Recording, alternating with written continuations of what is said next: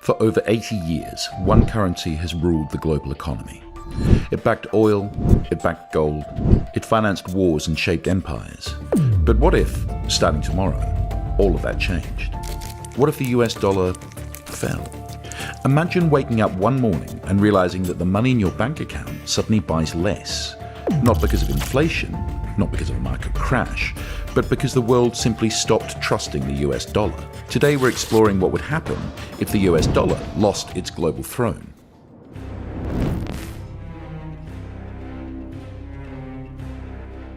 The US dollar didn't just become the world's most powerful currency by accident. Its rise was deliberate, strategic, and for decades, unstoppable.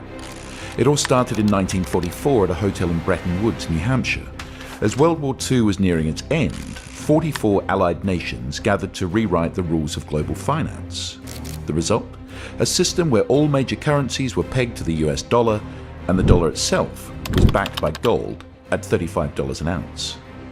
This agreement gave the US a central role in the global economy, and other nations gladly accepted it.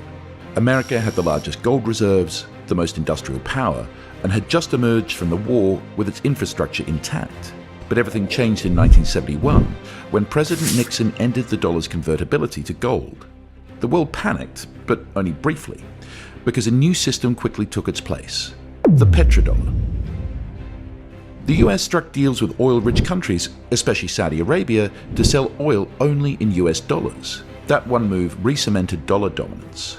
Today, over 80% of global oil sales are still done in US dollars. But it wasn't just about oil. Over time, the world started holding dollars for everything: reserves, debt, trade. The dollar became the bedrock of global finance. Why? Because people trusted the US economy. A strong military, legal protections, deep capital markets, it all created confidence. This gave the US a major advantage economists call exorbitant privilege. America could borrow more, pay less, buy goods cheaply, because the world needed its dollars.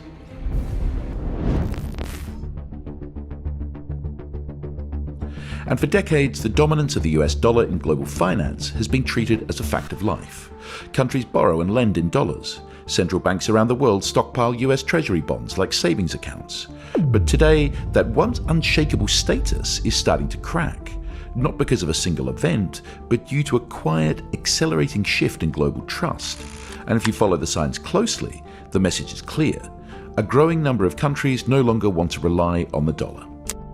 One of the most pressing concerns for these countries is the state of America's finances. The US national debt recently passed $37 trillion, a number so large it's hard to even comprehend. And it's not just the size of the debt that worries investors and foreign governments, it's the dysfunction surrounding it. In recent years, the US has come dangerously close to defaulting on its own obligations, not because it couldn't pay, but because of political gridlock. The spectacle of debt ceiling negotiations, where lawmakers argue over whether to authorize spending that's already occurred, is becoming routine. What message does that send to the rest of the world? That the US can't be trusted to manage its own books. But there's something even more worrying to other governments: the way the US uses the dollar as a weapon.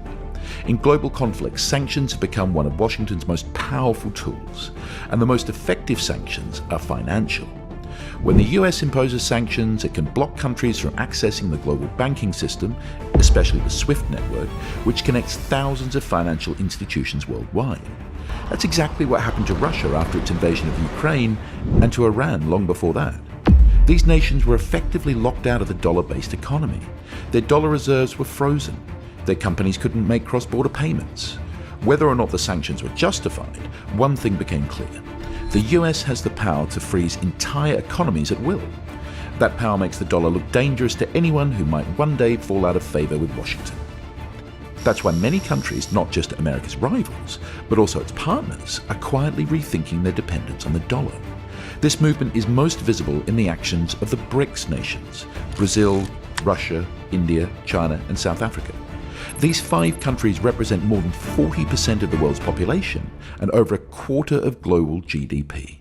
And they made it clear they want alternatives. Russia, facing sanctions, began trading oil and gas in rubles and yuan. India, which traditionally settled nearly all international energy purchases in dollars, signed a deal with the UAE to pay for oil in rupees, a major shift in the global payment landscape. Meanwhile, China took an even bigger step. In 2024, China bought crude oil from Saudi Arabia and paid in yuan, ending a 50-year-long tradition of pricing oil exclusively in dollars. This wasn't a minor technical adjustment, it was a geopolitical statement. And it didn't stop there. Even France, a core EU country and a US ally, finalized a liquefied natural gas deal with China and paid in yuan. It was the first time a Eurozone nation had used the Chinese currency to pay for energy. These moves may seem small on their own, but taken together they mark a pattern. The world is slowly building parallel systems, step by step, to reduce reliance on the dollar. Central banks are responding too. In the past, they would accumulate US dollars and treasuries as a sign of safety, but now many are diversifying. Instead of buying more US debt, they're buying gold, and in record amounts. In 2023 alone, central bank gold purchases reached an all-time high. But why gold? Because it's no one's liability. It can't be frozen by sanctions or manipulated by foreign central banks. It's a timeless hedge against instability, and central banks increasingly don't see US treasuries that way. All of this has fueled a global conversation that was once fringe, but is now mainstream: de-dollarization. In Latin America, Africa, and Southeast Asia, the so-called Global South, governments are asking why their economies should depend on decisions made in Washington. If your country has nothing to do with US politics, why should your currency reserves, your debt, and your trade flows be tied to the dollar? And here's where things get more experimental and more ambitious. Technology is now giving countries new ways to move money across borders without the dollar. Over 100 nations are currently researching or developing central bank digital currencies, or CBDCs, programmable state-backed versions of traditional currency. China is leading the way. Its digital yuan has already been used in cross-border payments with Thailand and the UAE. These new digital rails could eventually form the backbone of a financial system where the dollar isn't necessary. The BRICS nations have also discussed launching a common settlement currency, potentially backed by a mix of commodities or local currencies. The idea is still in its early stages and unlikely to proceed because of concerns over greatly unequal influence among members, but the direction is clear. They want an escape hatch, a parallel path, a new way to trade, save, and lend without relying on the US dollar. But still, there's no clear replacement. The Chinese yuan, despite being Beijing's ambitions, is tightly controlled and not freely convertible. The euro suffers from political fragmentation and a lack of fiscal unity across member states. And a BRICS currency remains theoretical and controversial, more of a signal than a functioning alternative. And for the first time in decades, the question isn't if the world can live without the dollar, it's how soon it might decide to try.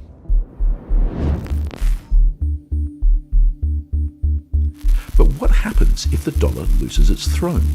Well, the first domino to fall would be a global sell-off of US assets, starting with treasury bonds. Countries like China, Japan, and Saudi Arabia currently hold over $2 trillion combined in US debt. If they begin dumping these holdings, the bond market reacts violently. Prices crash, yields spike. Suddenly the US must offer much higher interest just to attract buyers, making it exponentially more expensive to fund government spending. That's not just a Washington problem. When Treasury yields rise, interest rates across the board go up with them. That means mortgage rates, the interest you pay on your home loan, could soar.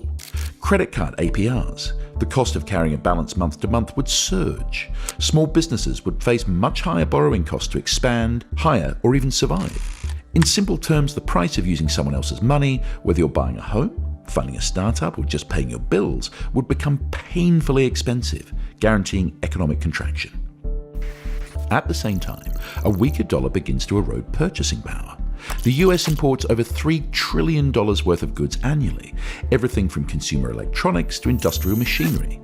If the dollar falls, every single import becomes more expensive. That means inflation, not the post-pandemic kind we saw in 2021 to 22, but something deeper, structural. But this isn't just about spreadsheets, it's about your wallet. In real terms, the dollars you already have will be able to buy much less. And then there's the psychological blow.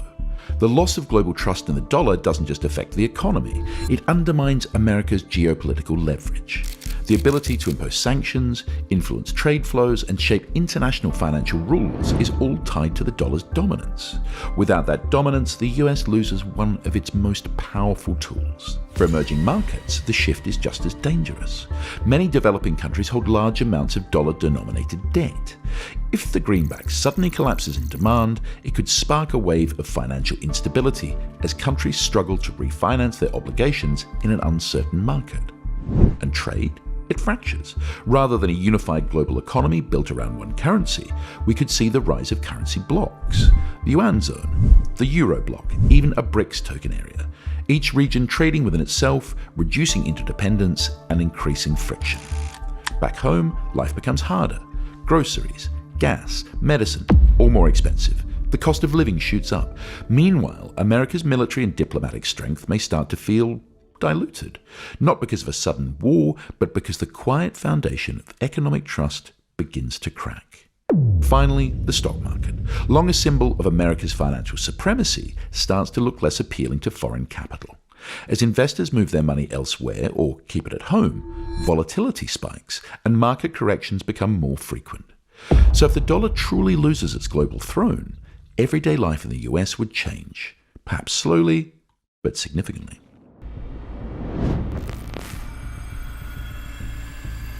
So far, everything we've shown might make it seem like the dollar's fall is inevitable and imminent. But the reality is more complicated. Even though confidence in the dollar is being challenged like never before, its collapse as the world's reserve currency won't happen overnight. Despite all the growing cracks, the dollar is deeply embedded in the foundations of the global economy. Let's start with the numbers. As of early 2025, the US dollar still makes up around 59% of global foreign exchange reserves. That's down from about 70% 2 years ago, but it's still more than double the euro share, which sits around 20% and far ahead of the Chinese yuan, which holds just about 3% of reserves worldwide. So to put this into perspective, central banks across the world still hold over $6 trillion worth of US dollars in reserve. And to be clear, holders of US treasuries don't want the dollar to collapse either. These are funds used to stabilize exchange rates, settle international payments, and back government debt. Why do they still hold so much in dollars? Because no other currency comes close in terms of liquidity, trust, and access to global markets. The euro, for instance, once seemed like a real contender. When it launched in 1999, many expected it to challenge the dollar's dominance, and in some areas it did. It became the second most used currency in trade and finance, but it has never fulfilled its full potential because the Eurozone is politically fragmented. Unlike the US, Europe lacks a single unified treasury or common fiscal policy. That means when crises hit, like the 2011 sovereign debt crisis, the euro can't respond as flexibly or as forcibly as the dollar. Then there's the Chinese yuan. China is now the world's second largest economy, and it's aggressively pushing to internationalize its currency. It struck deals with Russia, Brazil, Saudi Arabia, and others to use yuan in cross-border trade. But the yuan has a major flaw. It's not fully convertible. Beijing tightly controls capital flows in and out of the country. That makes investors nervous. They can't move money freely or trust the Chinese legal system to protect their assets in the same way as they can in the US. Trust is everything in the financial world, and despite America's rising debt and political dysfunction, global markets still trust the US system, or at least they trust it more than the alternatives. But beyond trust, there's another reason the dollar isn't going away tomorrow. It's woven into the machinery of global finance. Take SWIFT, the global messaging system used by more than 11,000 banks worldwide to settle payments. The vast majority of SWIFT transactions are still denominated in dollars. Then there's the energy market. Most global oil contracts, whether it's crude from Saudi Arabia, natural gas from the US, or liquefied natural gas from Qatar, are still priced and settled in dollars. As we already mentioned, this petrodollar system has been in place since the 1970s, when the US struck a deal with Saudi Arabia to price oil exclusively in dollars. That deal made the dollar indispensable. And yes, even when France bought liquefied natural gas from China in yuan in 2023, it was the exception, not the rule. So yes, de-dollarization is happening, it's real, it's being talked about at BRICS summits and in central banks from Brazil to Beijing, but dismantling an economic system that took 80 years to build is not a weekend job. It's a process that would take decades, not days. Just like an aircraft carrier can't make a sharp turn, the global monetary system doesn't pivot quickly.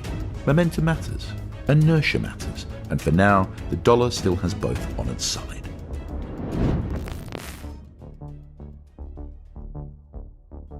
But still, whenever there's talk about the US dollar losing its dominance, one fear rises above all: hyperinflation. The word alone brings to mind images of people wheeling barrels of worthless cash to buy bread, like Germany in the 1920s, or more recently, Venezuela and Zimbabwe.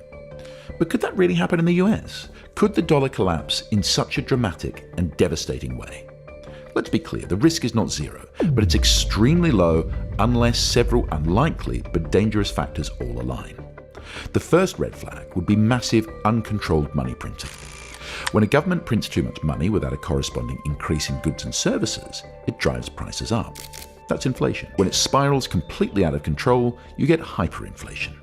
The Federal Reserve did increase the money supply rapidly during the COVID-19 pandemic to stabilize the economy, but since then it has reversed course, raising interest rates and shrinking its balance sheet. As of August 2025, inflation in the US has cooled significantly from its 2022-2023 highs, with year-over-year CPI growth now under 3.2%, well below the double-digit peaks of the crisis. Hyperinflation would only become likely if the US completely lost fiscal discipline, for example, running even larger deficits and choosing to fund them entirely by printing money instead of borrowing. So far, that's not happening. The second possible trigger is global rejection of dollar assets, meaning other countries dump US treasuries, abandon the dollar in trade, and refuse to lend to the US government. If trust in dollar-denominated assets collapsed overnight, the Federal Reserve would face an impossible choice: raise interest rates to extreme levels to stop capital flight, or print more dollars to cover the shortfall, either of which could destabilize the economy.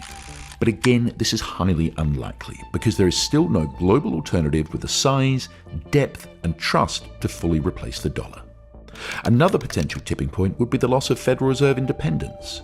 Right now, the Fed operates with a degree of autonomy from political interference. That allows it to focus on long-term economic stability. But if political forces began demanding that the Fed fund spending or suppress interest rates for electoral gain, it could lead to dangerous monetary distortions.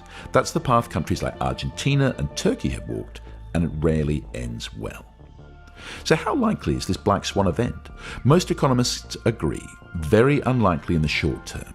The US still has strong institutions, deep capital markets, and the benefit of the doubt. But fear remains, and not without reason. In uncertain times, even remote possibilities feel more real. That's why central banks from China to Poland have been buying record amounts of gold, not because they expect collapse tomorrow, but because they're hedging against a world that no longer runs on automatic trust in the dollar. The black swan isn't here yet, but the world is building lifeboats just in case. In the end, we can conclude that the collapse of the dollar won't happen overnight, but its dominance is quietly eroding. The shift is slow, but real. A world with multiple currencies, rising risks, and fading privilege is already taking shape. The US is losing more than just a currency advantage, it's losing leverage, stability, and the luxury of unchecked debt.